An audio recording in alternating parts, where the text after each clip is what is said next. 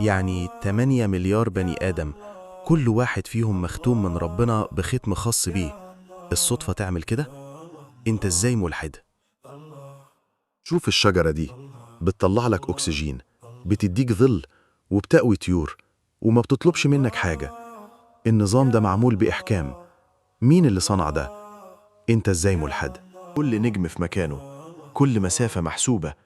حد راسم ده بدقة وفن، حد فنان. انت ازاي ملحد؟ في مصنع شغال جوه جسم واحدة، بيخلق حياة من خلية. ده مش سحر.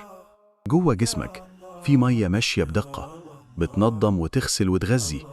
ده مش عشوائي، ده نظام مرسوم. انت ازاي ملحد؟ خيط أضعف من الشعر، أقوى من الفولاذ، وكل ده من مخلوق عقله نقطة. دي مش فوضى، دي هندسة.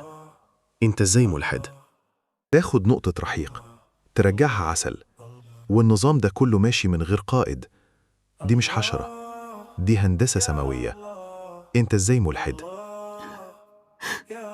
يا رب، يا رب سامحني على كل مرة شفت فيها آياتك وسكت. سامحني على النعمة اللي افتكرت إنها ليا. يا رب قربني ليك وخدني ليك وانت راضي عني. انت قد كل حاجة.